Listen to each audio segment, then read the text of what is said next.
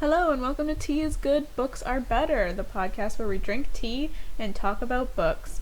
And Jessica jerks off a banana.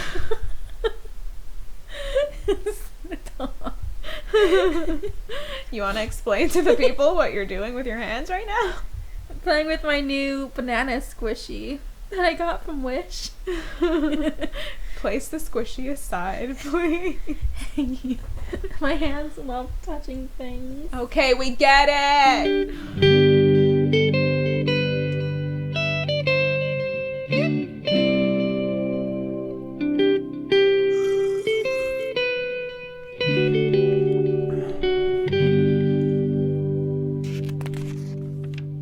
Apologies ahead of time if this is a low energy episode. Because I'm working an 8-day work week, so maybe cut me some slack. What's new, Jess? Not much, other than like the huge snow week we had. Oh yeah. I had Wednesday off for a snow day, so that was cool. I wish the fucking mall would close when there's snow. Nope. They're like, you're gonna drag your ass here whether it's a hurricane or a tornado. Fuck. You guys get any shoppers on Wednesday? Only other, like, mall employees. No one was leaving their house. No, it was so dead all day. God, trying to drive there at fucking 5 a.m. I nearly got hit by a bus. Oh, fuck. Man, I was hearing, like, reports from coworkers that there were buses, like, stuck on the side of the road. Like, they couldn't move and stuff. God. There were so many cars that were just, like, on the side of the road, just sitting there with, like, their hazard lights on. I almost became one of those cars, but I didn't give up. I started to, like, slide and, like, drift off to the side, and that's when a bunch of cars started just, like, blowing by me. You know, like, the trucks that have, like, good tires and four-wheel drive and whatever the fuck. They just start blowing past me, and I'm like, hello, I could, like, swing at any moment and smash right into you. My Are you God. fucking stupid? Here in the Lower Mainland, I feel like no one knows how to drive in snow or icy weathers. Like, no one. They're fucking crazy. Yeah, practice some fucking caution, dude. On Monday, I was waiting at the bus stop, and it wasn't that snowy, but there was, like, sheets of ice all over the road, and I witnessed, like, so many cars right in front of me just, like, going flying, like, swerving, because they're fucking driving so fast down the road, and as soon as I hit the ice, they're gone. They just go flying. And I witnessed the hit and run as well.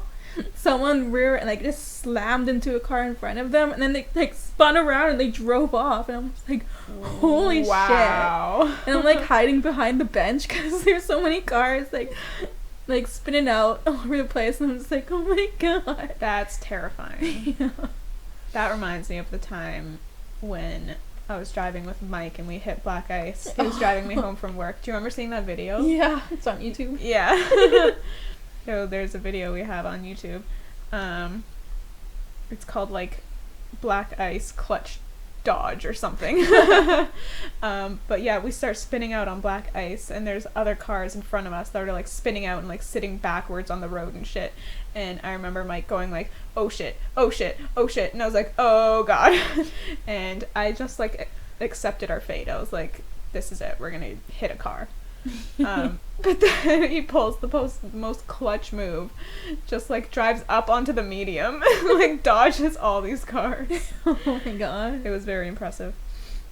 But yeah, on Wednesday, driving to work, nearly slid into, like, the side of the road with all the other stuck cars, but I just, like, didn't give up. I was like, fuck no, not today. And I, like, put my foot to the gas. Oh my God. Like, to the floor, and just started, like, shit. jerking the wheel back and forth just to get some traction. Oh my God. It worked. Johnny drove into Abbotsford Wednesday morning around 4 a.m. Oh God. And then he gets the call that work is cancelled. So he has to come back. And he drives me to work. And I'm, like, waiting in the car, like, in the heat. And then my supervisor knocks on the door. She's like, go home, work is cancelled. I'd be like, I'm already here. Right. Just fucking pay me, bitch. There was a bunch of people already inside. The ones who started at 6 a.m. They were there for an hour before HR was like, okay, work is cancelled. But you're already there. I know. If you're already there, why not just let you work? Oh my god. I was just like, okay. Isn't the point of canceling for, like, people's safety during travel? I think there are so many people who start at 7:30 were, like, calling in. Like, they're like, we can't leave our driveway. And they're like, might as well just close it instead of having a day with, like, a couple of people working. Still. I know. Well, I guess we haven't talked about my new tattoos Oh, on the podcast yet. Yeah. So if you follow the Instagram, you will know that I have 2 tattoos now. Yeah. Wow. Do you want to see how it's healing? How are they doing? Are they, like, itchy as fuck?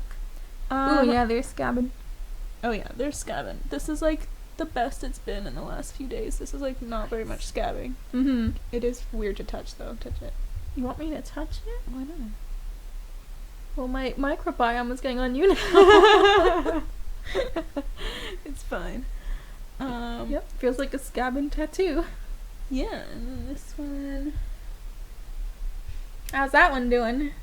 you can see it, like, flaking. Yeah.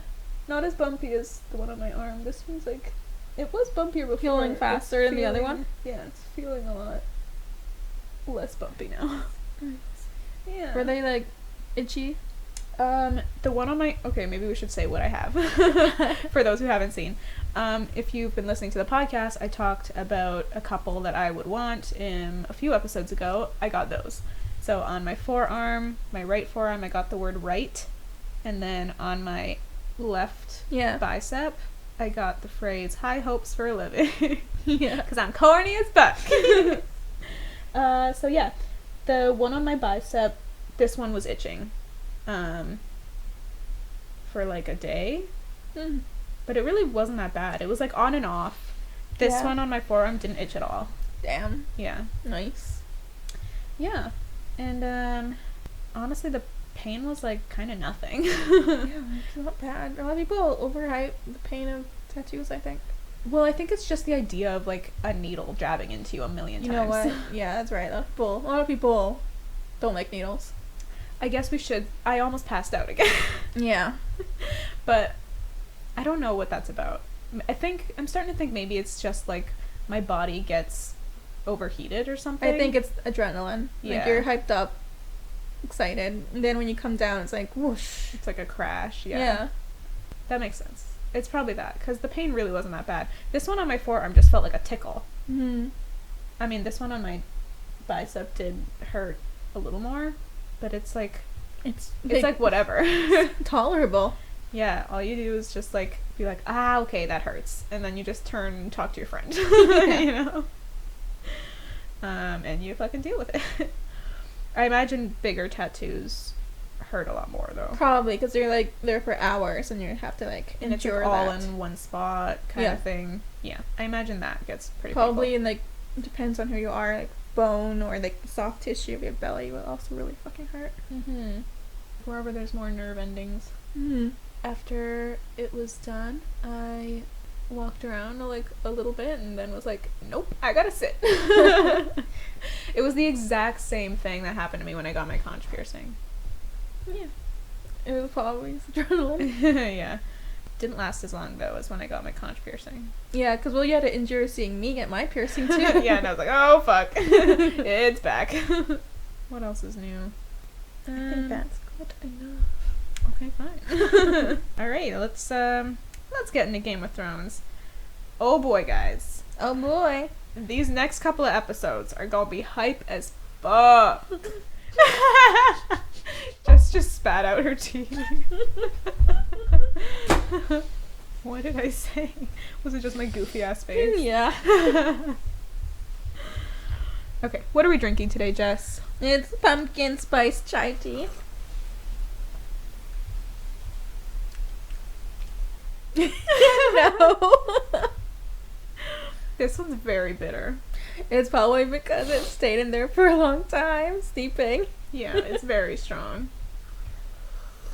Oh, and I'm sick again. BT dubs. So What the fuck? Get out of my house. if my voice sounds nasally or if I'm like sniffling, that is why. Again, apologies in advance. I can't stop getting fucking sick. Have a Kleenex and keep yourself covered. Don't sneeze on the bed. I swear to God, it's this job. Yeah, customers, people touching, sick people touch everything, and you touch everything. But, like, in my last job, I didn't get sick. Weren't you in the back? Yeah, I was in the back, and, like, the washroom was right there, so I was constantly washing my hands kind of thing. Mm-hmm. And it's, like, all cleaning products. You should keep a hand sani in your pocket when you work. That's a good idea. Every time you Just, touch like, something. use it. That's a really good idea. I should do that. Or before you put your hands near your mouth or face. Mm-hmm. Every time I go into the office, I do that, but it's not enough. I need it out on the floor. Yep. Okay. Game of Thrones. Game of Thrones. Holy shit, we're nearing the end, folks. I think Yeah. we've only got like 4 more episodes. Yeah. Oh my god. Oh my god. By the way, this episode is sponsored by Tobias because he's a beautiful human. Alright. So, Where did we leave off our characters, Jess? last episode, Sansa pleads mercy for her father's life, and Joff promises if her father confesses and bends the knee, he will show mercy to Papa Ned. Joffrey made a promise. Varys visits Eddard in his cell and tells him that he must confess his crimes and bend the knee to King Joffrey, and swear to Cersei to keep her secret if he wants Sansa to live. Keep her secret if you don't want your daughter's head on a spike. What? Catelyn haggles with Lord Frey to let Robb's host cross the twins, promising the hands of Robb and Arya if they are allowed to cross. Catelyn whoring out her children. Yeah, there you go. Yeah, chapter 60. Okay.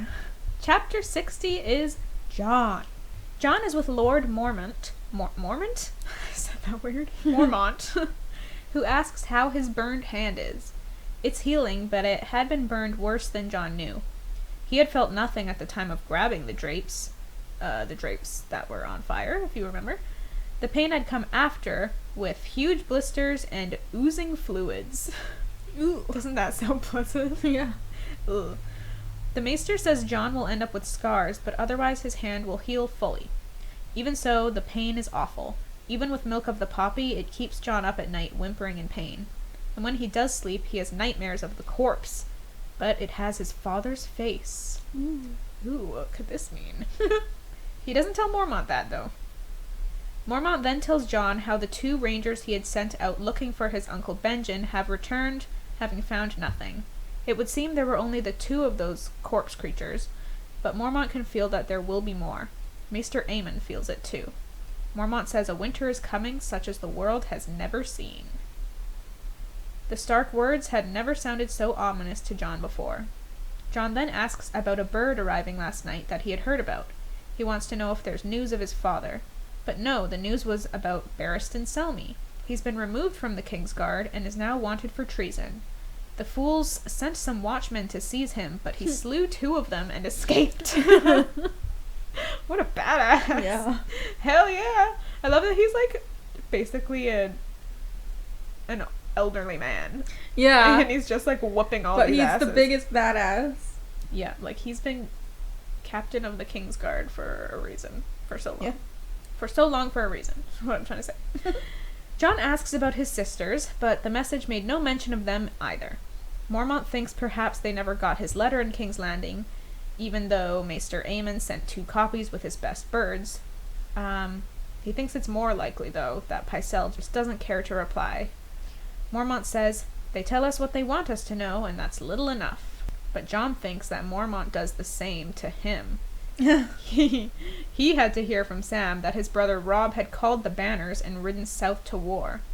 And Jon is sitting here at Castle Black. It makes him feel like a coward. Then, out of the blue, Mormont gives Jon a sword.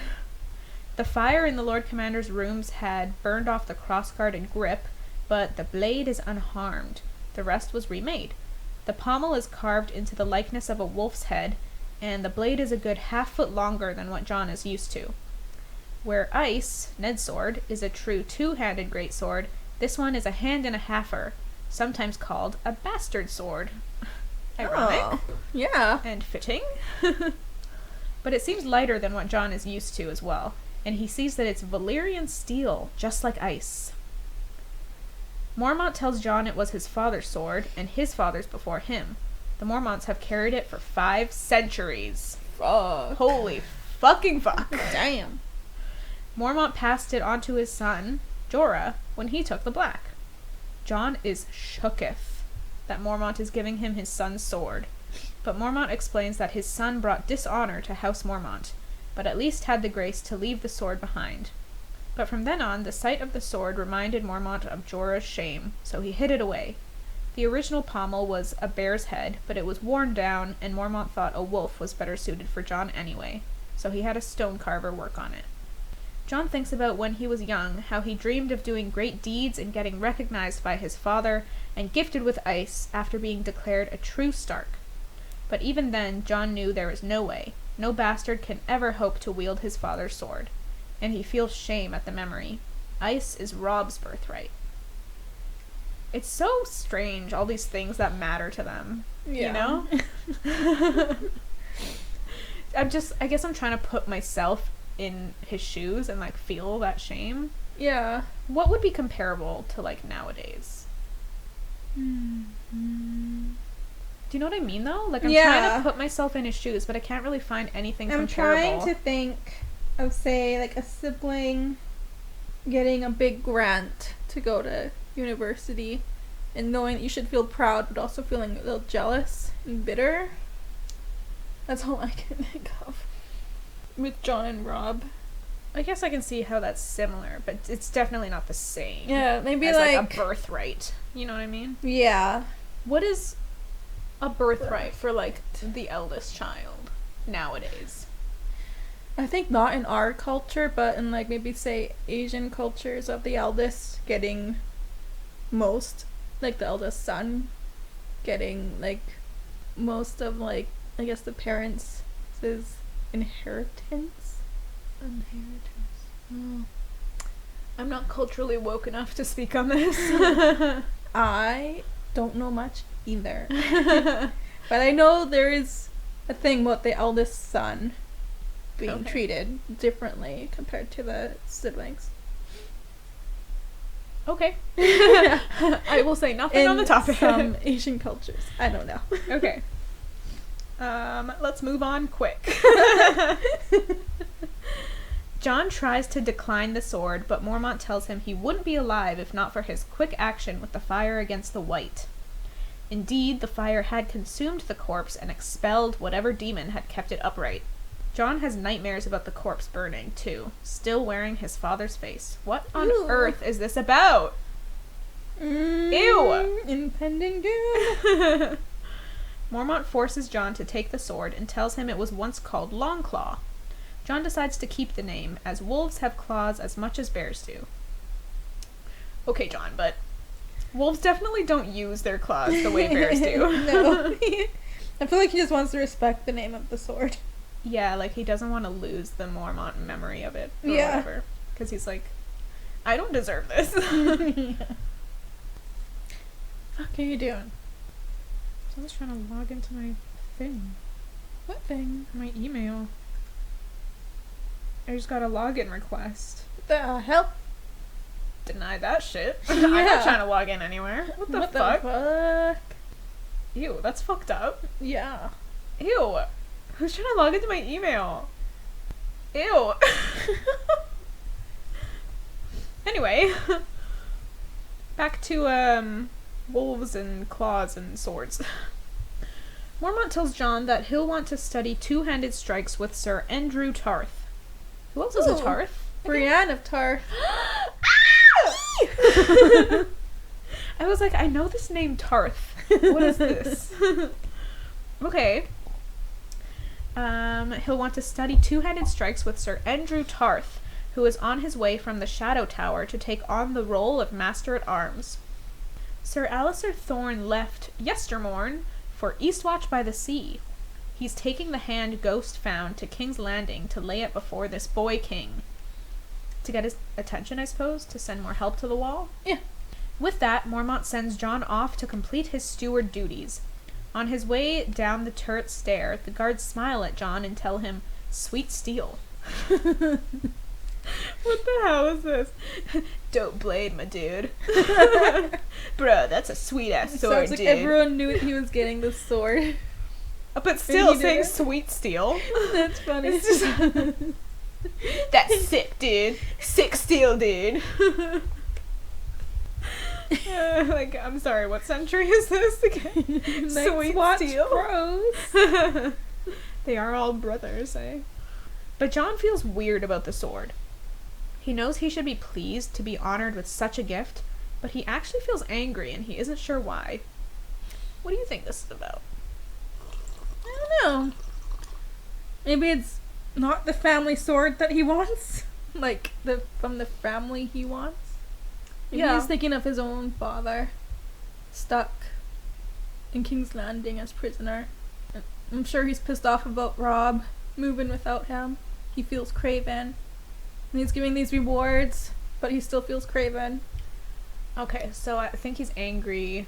He's got, like, frustration building up. He's probably angry at himself for not being able to do anything. Yeah.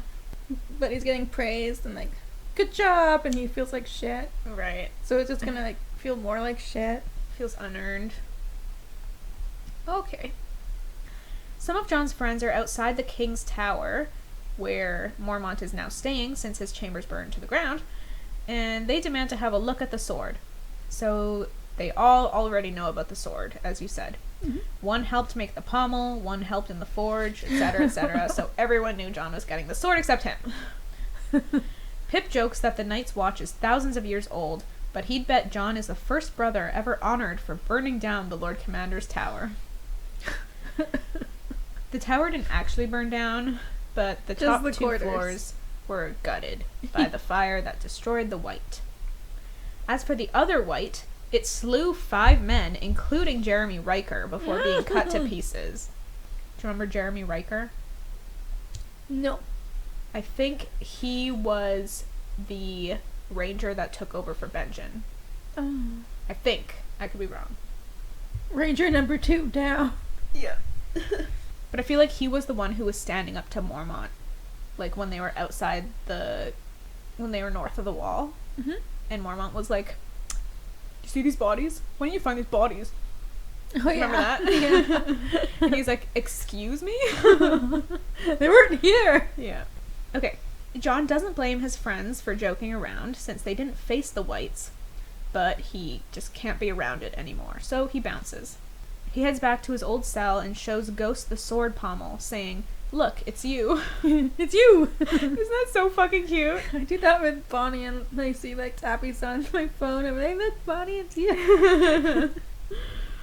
So cute. That doesn't happen in the show, does it? I don't think so. He doesn't show Ghost the sword pommel. It's like, "Look, it's you."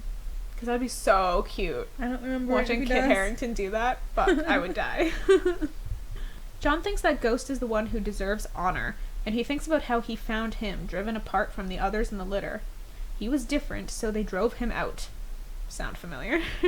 Sam then shows up and tells Jon Maester Aemon wants to see him.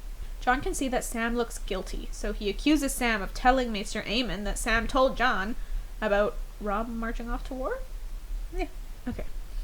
Sam admits it, and Jon, pissed, marches off to see the Maester in the rookery. The Maester has Jon feed the ravens as he speaks. He talks about how the Lord Commander's raven likes fruit and corn, but most ravens prefer flesh and blood. But not all ravens are alike. Doves and pigeons can also be trained to carry messages, but the raven is a stronger flyer, larger, bolder, far more clever, better able to defend itself, yada yada. Yet they are black and eat the dead, so some godly men hate them. Baelor the Blessed, whoever this is, once tried to replace ravens with doves. The Maester seems to find this amusing. Jon brings up that the wildlings call the Night's Watch crows. The Maester says the crow is the raven's poor cousin, both beggars in black, hated and misunderstood. Jon has no idea why they're talking about this. Then the Maester tells Jon that the men of the Night's Watch take no wives and father no children, so that they will not love. Love is the bane of honor, the death of duty. He then asks Jon if his Lord Father would choose love or honor if he had to choose. Jon has a short debate in his mind about how honorable it is to father a bastard, but then says that his father would always choose to do the right thing. The Maester says Eddard is 1 in 10,000. Most men aren't so strong. Humans are fashioned for love. That is their great glory and great tragedy. The men who formed the Night's Watch knew only their courage shielded the realm from the darkness up north, so they knew that having divided loyalties would weaken their resolve, which is why they vowed to have no wives nor children. Yet they still had fathers and mothers and siblings and came from many kingdoms, so they also pledged to take no part in the battles of the realms it guarded. Even when the brother of a past Lord Commander went to war, the Night's Watch would do nothing. The Maester says that a day comes in every man's life when he must choose. Jon asks if that day is today for him, but Maester Aemon doesn't respond. He just stares at him, making Jon feel naked and exposed. The Maester says he knows that choosing hurts, but Jon snaps that he doesn't know. That's like the biggest mistake in fiction. It's like a huge trope, I feel like, in anime. Do you know what I mean? The whole, you have no idea what I'm feeling. You have no idea what it's like. But then the character that it's said to has, like, the most idea what it's like. Do you know what I'm talking about? I feel like it's all just kids, though. Like, anime's usually centered around kids. Like teenagers, yeah. Yeah. He's a kid. Kids. You don't know what it's like. I guess, yeah, teenagers are used to feeling misunderstood. Yeah. Maester Aemon tells Jon the gods saw fit to test his vows 3 times. Once when he was a boy, once a man, and once when he had grown old. The ravens would bring news from the south, the ruin of the Maester's house, the death of his kin. It grieved him to hear about how they cut down his brother's poor grandson, and his son, and even the little children. Jon is shocked. He asked who the Maester is, but the Maester says, he's just the Maester of the Citadel. In his order, they put aside their house names when they take their vows and don the chains. But if Jon really wants to know, his father was Maekar, his brother Aegon. This motherfucker is Aemon Targaryen, Jon realizes out loud, hardly able to believe it. So how is he related to Dany? I believe Aemon is the Mad King? Or is he Aegon? The Mad King's... Aerys is the Mad King. Then Aemon is the Mad King's father. And Maester... Wait. He's the great uncle to the Mad King, I think. Great uncle to the Mad... Okay, it says his brother's poor grandson, and his son, and even the little children. So I'm assuming the grandson... His brother's son is the Mad King. No, the his brother's grandson grandson is the Mad King. His brother's grandson is the Mad King? And his son would be Rhaegar. And even the little children. So wait, he's his great uncle. Right. So he would be... Give me a chart, Google. Right? We need to, like, draw this out. Like, it's confusing. Maester Aemon's relation to Dany? Yeah. Almighty Google, answer her questions. Great uncle of Dany. Wait, what? Great uncle? That's a... I'm going on. That ain't right. Why don't we just look in the fucking book? It's in the book! Hold out, read it. God damn it. If you guys didn't know already, at the back of the book, there are family trees. Ah, fuck! So, we're fucking stupid. Here we are. Bro, and here I am, like... We're like, Google! And it's like literally the back right has the great houses. House Baratheon. Okay, no one cares about House Greyjoy. Okay, House the old Stark. dynasty, House Targaryen. Aemon. Blah, blah, blah, blah, blah, blah. Oh, Maekar. Baelor the Blessed was a Targaryen. Oh, shit. Second son of Aegon III. Maekar. Holy shit, what? Wait, who's Maekar? Isn't Maekar his father? He said his Maekar father is his was father. Maekar, his brother Aegon. So his brother Aegon the Aegon. fifth. Aegon the the fifth. fifth, his son Jaehaerys, and then his son Aerys, which was the Mad King. Second son of Aegon, Aerys, the only son of Jaehaerys. Okay, so he is the uncle of Eris, Papa, right? grandpa, great grandpa, great uncle. So great uncle to Dany. Yeah. Got it. Okay. Great uncle to. You can't say that! Bleep it out. I need a tea sip. I lost all of my noises, so I need a new one. Spoilers!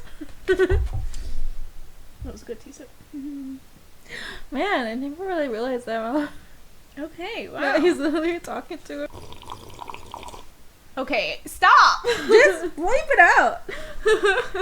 Cut it out. I'm going to talk about it. Ah, Jesus. Okay. So, yeah, Jon's like, you're Aemon Targaryen. Oh my god. And the Maester says he was once. He will not tell Jon whether to stay here at Castle Black or go to join his brother. He must make the choice and live with it all the rest of his days, as the Maester has. And that's the end of chapter 60. Is that our last Jon chapter? No, right? I think there's at least one more. Or two more? There's one. Because I'm remembering the season and there should be like 2 more parts. Nope, there's only one more Jon chapter. Shit, I guess the 2 parts are condensed into the one? Perhaps. Mayhap. Okay. Wow, so there's a Targaryen. Mm-hmm. A living Targaryen. Other than Who's Dan. not Dany. Wow. Okay, moving on. Chapter 61 is Daenerys. Dany is riding her silver through fields of dead after a battle. The town there is afire, and women and children of Khal Ogo's Khalasar are walking along as slaves of Khal Drogo now. Dany pities them. She remembers what terror feels like. I was pretty confused at the start of this chapter. Yeah. I thought I had missed a chapter or something. But don't worry, it becomes more clear very soon what is happening. Ser Jorah had told Dany the people of this country call themselves the Lazarene, but the Dothraki call them Haeshraki, the Lamb Men. Dany watches one boy try to escape, but then the riders box him in and crack their whips at him. They lash at him and play with him.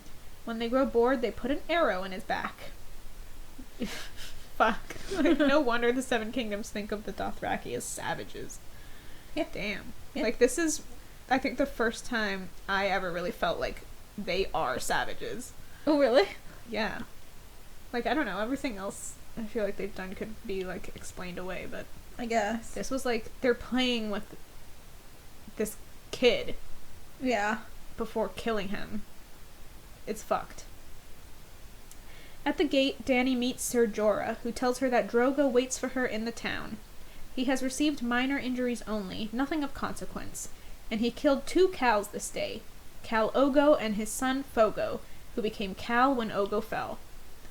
So, Fogo was Khal for 2 minutes before Drogo slew him? I guess. Dany thinks about how Ogo and his son had shared the high bench with them in Vaes Dothrak, but that was beneath the Mother of Mountains, where every rider is a brother. Things are different out on the grass. Ogo's Khalasar had been attacking the town when Khal Drogo caught him.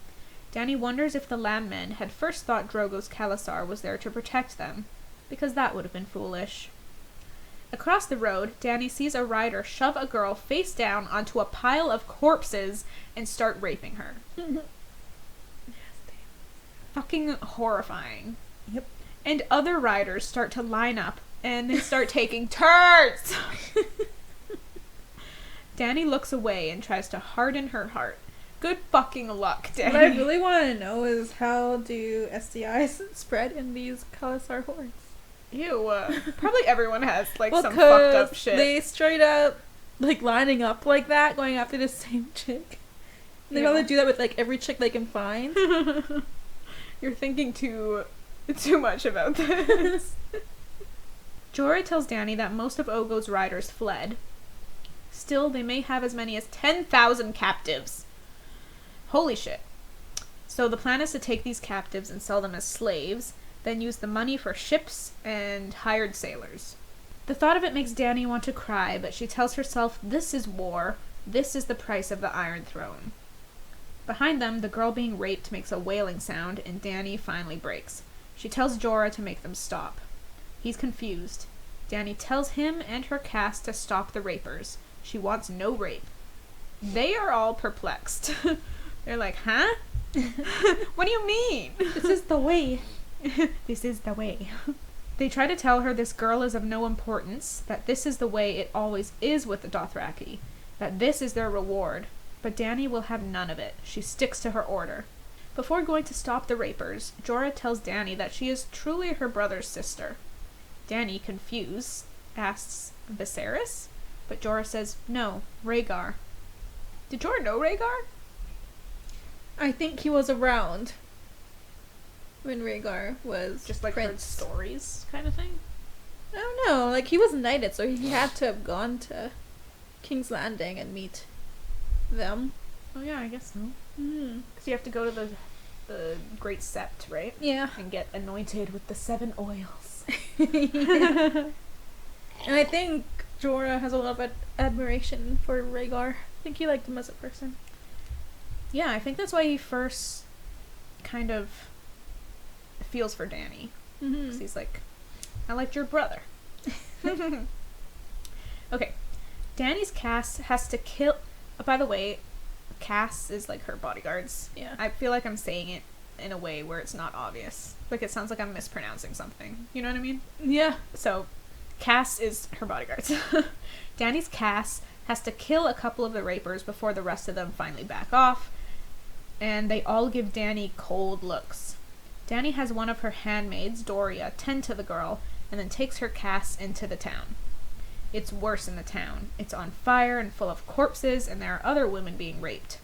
Each time Dany sees one, she stops and has her Cass stop it, and claims the woman for her own.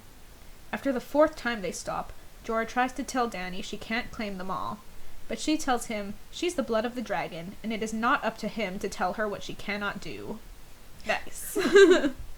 Damn right, Jorah. They find Khal Drogo seated outside a temple. One of the arrows of the Lamb Men is stuck through his upper arm, and one of his nipples is hanging off his breast on a flap of skin that was, like, sliced off by Khal Ogo. Isn't that a lovely image? Just a nipple hanging off. Thanks. Dany is concerned about his injuries, but he tells her they are scratches. Then a rider comes forward and says something in Dothraki to Hago, one of Drogo's blood riders, who then says to Drogo that apparently the Khaleesi has been taking the riders' spoils. Drogo asks Dany to explain herself, so she tells him what she's doing. He tells her this is the way of war, these women are theirs with which to do as they please now, and Dany tells him that it pleases her to keep them safe. She suggests that if the riders want to mount these women, they should do so gently and take them as wives. One rider snarkily says, "Does the horse breed with the sheep?" The horse being the Dothraki and the sheep being the Lamb Men. And Dany snaps that the dragon feeds on horse and sheep alike, which makes Drogo smile at her fierceness. He thinks it's his son in her, filling her with his fire. So he basically tells the riders to back off. Dany is very much about, like, I am the blood of the dragon. Mm-hmm. It's like every other sentence that comes out of her mouth. I am the blood of the dragon. I am the blood of the dragon. She's proud of her house. Yeah, but, like, girl, we get it.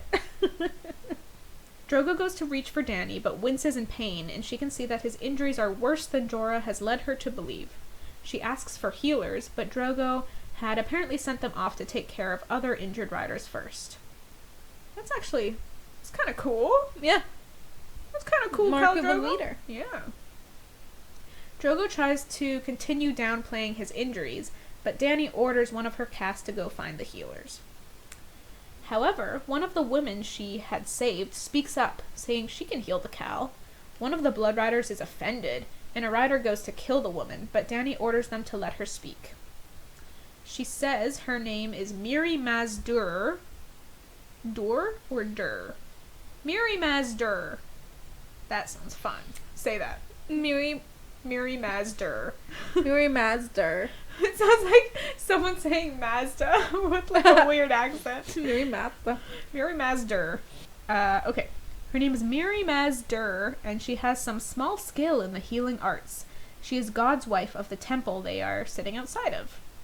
What does it mean to be a God's wife? Sound like a nun? Yeah, sounds like a nun. Yeah, right? One of the Blood Riders thinks she is a Magi, which is a woman who lays with demons and practices dark sorcery. Dark Cersei. Ooh, Dark Cersei. Practices dark Cersei. Hey, can you tell I'm tired? Yep. But Mirri says she's just a healer. She's no Magi. Dany asks where she learned her craft, and Mirri tells her that her mother was a god's wife before her, so she learned some things from her mother. Mirri also traveled to Ashai a long time ago and learned things from their mages. There was a moon singer of the Jogos Nye. What the fuck is that? Maybe we'll learn. Just dropping name bombs here and there, and I'm like, alright. Maybe the next book we'll learn. Okay. Okay, so there's a moon singer from Jogos Nye, whatever that is, a Dothraki woman, a maester, so lots of people she learned her craft from. The maester part interests Jorah, and he lets Dany know that maesters do indeed know much of healing. The Blood Riders are still unhappy about this woman, but Dany and Drogo want her help, so they go inside the temple. Right before they begin, Kotho, one of Drogo's Blood Riders, tells Mirri that if she harms the Khal, she will suffer the same. Dany feels like she can trust this woman, though, and tells Kotho it's fine. So Mirri gets to work. She takes the arrow out of Drogo's arm, which is clearly a painful process. She smears his wounds in leaves and pastes, puts his flappy nipple back in place, and sews it there. Then she covers it in more ointment and bandages him up. She tells Drogo to not take any milk of the poppy. The pain will keep his body strong, and he simply says, he spits on pain anyway. For now, Drogo. Dany then tells Mirri she wants her to attend Dany when it's time to give birth. Before leaving, Kotho once again reminds Mirri that as the Khal fares, so shall she. Woo! Ominous. Okay. So, summary. Drogo got a boo-boo. Mirri Mazda patched him up, put a little band-aid on his nipple, kissed him better. The end. Sent him on his way. And got on Dany's good side. Earned Dany's trust. Is that me or you? Did you hear that? No. What was it? It's like a squeal. It's probably my stomach. Oh, yep, that's me. I felt it that time. Chapter 62. Tyrion? Okay. Chapter Tyrion. Chapter 62 is Tyrion. Tyrion is the last to arrive to his father's pavilion, where they're feasting on 5 suckling pigs. Which got me excited, because pork is my favorite meat. Is it? Yeah, that had me drooling while reading. You don't like pork? I'll eat pork, but it's not, like, to me it doesn't compare to, like, a good chicken. Yeah, I like poultry, too. Yeah. It's awesome. The description of the food, though, fuck. I know, I didn't really include it, because I was just... Yeah, but actually I was, like, drooling. Like, my mouth was salivating as I read about this food. Like, the way they described how he cut into it, and the skin cracked, because it was nice and crispy, and then the juices pouring out. I was like, man, give me some, please. It's like a goal of mine to one day eat like a medieval a suckling pig roasted with an apple in its mouth. Hell yeah. And just like work on it the whole day. Just anytime you walk by, just like snatch a piece. Yeah. God, yeah. Some crispy skin on a piece of meat. Like that whole crack of the skin really got me. I literally just got chills. Because we all know pork rinds are good. How does anyone not eat meat? Sorry. I'll just package that anger back up. Put it away. Veggies are delicious when you give them, when you know how to cook them. Okay, but come on. I know. They discuss the Stark host moving south from the twins in the phrase joining them. Sir Kevin informs Tyrion that they thought to put him and his savages in the vanguard, and Tyrion suspects that it's just a ploy to get rid of him. Tyrion tells Tyrion that he will not be commanding, he will be serving under Sir Gregor, which makes Tyrion lose his appetite and leave. Which I guess was a big insult that Tywin's not even having his own son lead. Yeah. But I guess at the same time, what does Tyrion know of war? Yeah. And, Compared to Sir Gregor. Yeah. Sir Gregor, I assume, has seen many wars. Or Yeah. battles, at least. Like, he's like a nasty, savage dog. Like, go, go, go. Yeah. But I understand why it would be insulting, for sure. Yeah. As he walks through the Lannister host, he feels very alone. He arrives at Shagga's camp, where the stone crows have an ox cooking on a spit. A whole ox? Yeah, and the spit is actually a small tree. And then Tyrion suspects that they probably won't be finished cooking until like the next morning. Because it's so big. And it just seems like a ridiculous thing. It's a pretty funny image. He walks past the other clans until he finds Bronn sharing drinks with their new servants, including Tyrion's new squire, Podrick Payne, who is actually a distant cousin to Sir Ilan Payne, the King's Justice. I didn't know that. I didn't know that either! But wow, Podrick! Damn. Podrick will be important character. Oh, damn, thanks. Spoilers.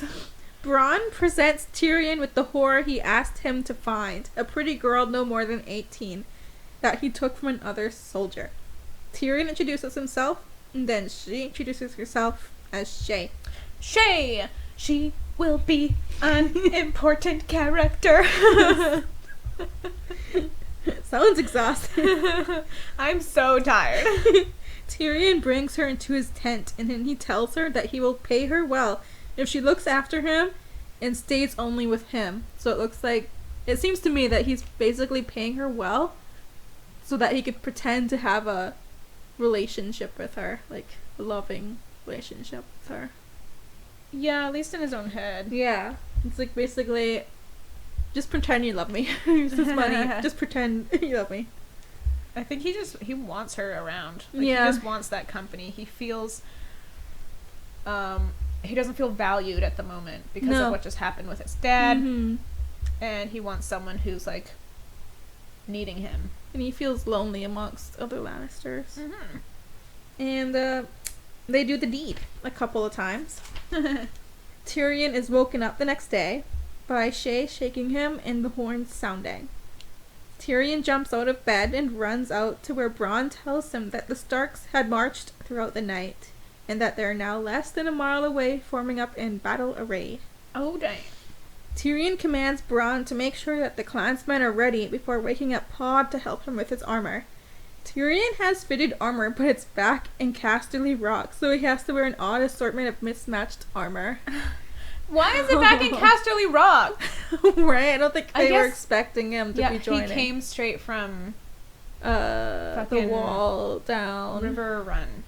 Right? Yeah. He wasn't intending to go to war. There was no war before he was kidnapped. Nope. So he came straight from there. Okay. And I think that mentions that he was like basically wearing a bucket as a helmet. Yeah. Oh my god. Tyrion's stomach is a hard knot as they set out. They arrive to the vanguard where Sir Gregor is shouting orders. Wait, pause. Is this Tyrion's first battle? Other than when he was with Lady Catelyn Stark at the Vale, and they fought the clansmen for the first time.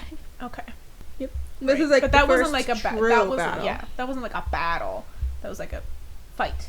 Fight for your life. Yeah. When he sees Tyrion, he shouts at him to take the left.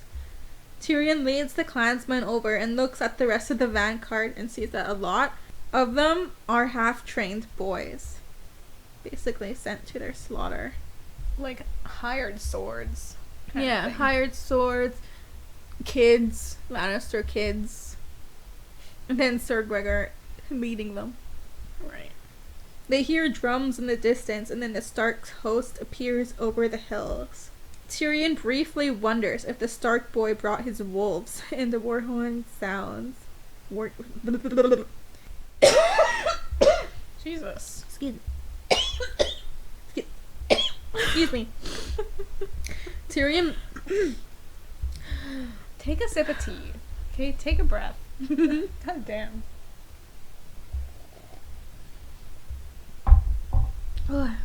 Just not used to speaking so much. It's like, as soon as you actually talk more than like a sentence or two at a time, you can actually feel your throat start to like dry up. Yeah, it's like, I'm done, and it starts to close, and I feel like I'm like... Literally, like when that. I used to work at Exit, which was an escape room, I would have to give like a little speech before every person's game about like rules inside the room kind of thing, and then plus like the story behind the room, etc., etc. So that was like a straight like 5 to 10 minutes of talking. And my throat would get so, I would like be like this at the end of the day. My goodness. That sucks. I'm not the type of person who like carries water around with me all the time, Yeah. but I had to start doing that when I worked there. Because I would literally be answering the phone and then have like a coughing fit Shit. while I'm trying to talk to someone on the phone. Damn. Anyway. I try to tell myself to speak slowly, but then I get excited. This is an exciting moment. The way this is written, fuck. Tyrion briefly wonders if the Stark boy brought his wolves, and a war horn sounds as the Northerners charge. Lannister trumpets answer, then a hiss fills the air, and the Northerner war cries turn to screams. So if you didn't know, the hiss was arrows. Who would guess that? I don't know. No one! Usually arrows are described as a hiss. Huh? Okay. Alright. But if you say a hiss, that's not the first thing that comes into people's heads. Okay. Alright. Tyrion tries to lead the clansmen, but they take off, basically ditching him. Yeah, they just like charge ahead of him, like not even he's listening. he's like trying to lead, and then they're gone. He's like, oh fuck.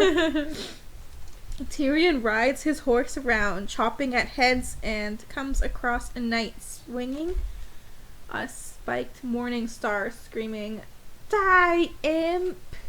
Okay, which is a morning star the one on the chain, or is that is a morning star? Yeah, because right? he's swinging. I can't see swinging a stick with a ball on top. You swing a sword. Why wouldn't you swing a stick? Oh, I guess you do describe that as swinging a sword. But no, I think that's a mace. Yeah, I'm pretty. Yeah. And the morning star is the one on the chain. Yeah. Okay, like the fucking the Lord, yeah, like, that guy. I am no man guy. The guy who's killed by no man. The Nazgul guy. But he has a name. Witch King? Yes, the Witch King. Oh fuck, it was me who remember. Okay, I feel like that was like super, like unless someone knows what we're talking about, they're not gonna understand. They're gonna be like, the fuck? So we're talking about the Witch King from Lord of the Rings, who swings a dope ass morning star. Yeah. Moving on.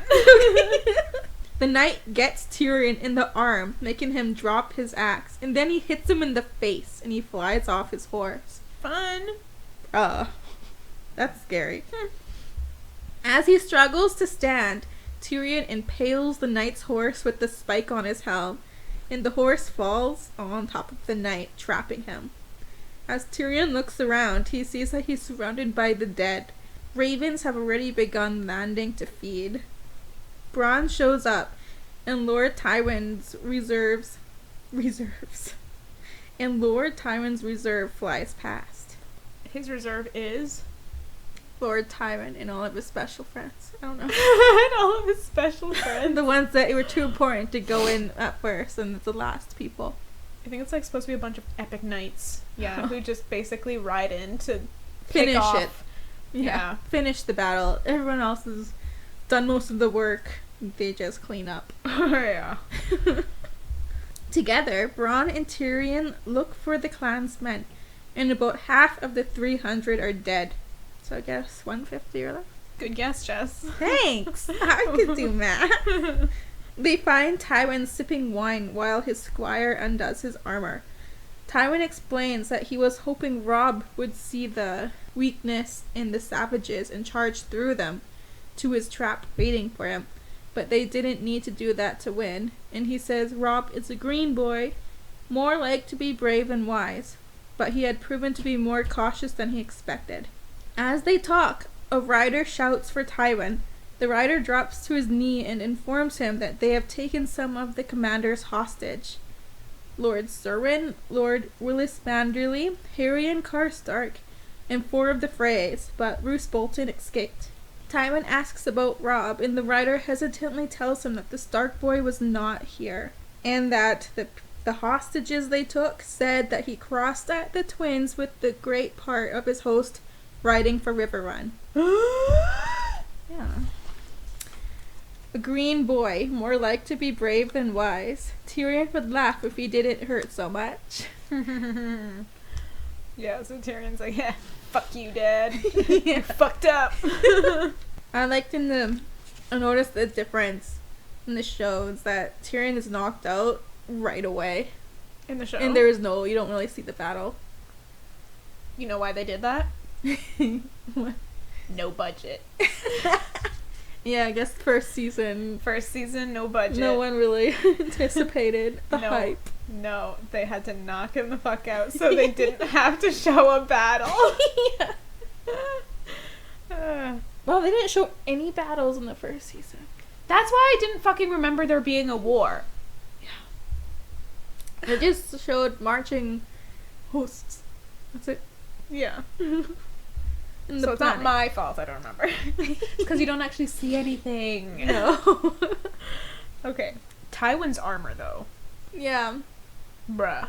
I read that description, but didn't feel like writing it down. Well, it's a long description. But Yeah. let me pull that up. Because it was dope. It sounded awesome. I was like, jaw to the floor, like, damn, Tywin. Okay, here it is. Cool. Even from afar, his lord father was resplendent. Tywin Lannister's battle armor put his son Jaime's gilded suit to shame. His great cloak was sewn from countless layers of cloth of gold, so heavy that it barely stirred even when he charged, so large that its drape covered most of his stallion's hindquarters when he took the saddle. No ordinary clasp would suffice for such a weight, so the great cloak was held in place by a matched pair of miniature lionesses crouched on his shoulders, as if poised to spring. Their mate, a male with a magnificent mane, reclined atop Lord Tywin's great helm, one paw raking the air as he roared. All 3 lions were wrought in gold with ruby eyes. His armor was heavy steel plate, enameled in a dark crimson, greaves and gauntlets inlaid with ornate gold scrollwork. His rondels were golden sunbursts, all his fastenings were gilded, and the red steel was burnished to such a high sheen that it shone like fire in the light of the rising sun. Damn! Damn! Now that's battle armor. That's a sight to see. Damn. I love the description that his great cloak is so heavy, it barely stirs when he charges. Yeah. Like, I was like, whoa. Yeah. That's some thick-ass cloth. Thick, double C, thick. There was also a metaphor at one point. I think when the Starks start showing up over the hill, and maybe when they're charging, the quote is, "Knights massed together like a great steel fist." Or maybe that was Tywin's knights. I don't know. But I thought it was an awesome metaphor and very appropriate. Yeah. Like a great steel fist. Right up your bunghole. You're welcome for that image. Yeah, I love the ending there too. Finding out Robb crossed the river. Yeah. And Tyrion just being like, you've been duped, Tywin. Yep. Fucking duped, bro. Oh, I guess that's the end of this episode. I was like waiting for you to do your next chapter, and I'm like, oh yeah. Okay. I pose that's it. Oh. I pose that's it. What? The fuck? I'm tired, okay? What were you gonna say? I was gonna ask you what the fuck are you saying? Oh. Don't ask. No. Okay, that's it for this episode. If you want more of the podcast, please follow us on Instagram. You can follow the podcast at Tigbab Podcast, or you can follow us separately. My handle is Crimby, Jess's is just.egan24. You can also find us on Facebook. Just search Take Bad Podcast or Tea is Good, Books Are Better, and we should pop up there. Also, please subscribe to our good friend Baram Barami on YouTube. He's the one who made our jingle that you heard at the start of this episode, and he's really dope and makes cool stuff, so give him a follow. I guess you don't follow on YouTube. Subscribe. Give him a like and a subscribe. Ring that doorbell. Ring that doorbell. Ring that notification bell. We're one of them. Also, you can check out our Patreon. Patreon.com/teaisgoodbooksarebetter. We have a few different tiers on there with fun rewards, so if you contribute, you will get something in return. You will also be helping us out immensely, and we'd be very appreciative, but we also just appreciate you listening. Thank you guys for listening, and it's getting down to the wire. I feel like we said that already, but this is literally it. Yep. Shit is about to go down. You do not want to miss the next few episodes. 3 more episodes. 3 more episodes after this one, so if you want the epic showdown, it's beginning. Let's go! Ta-ta! See you next time.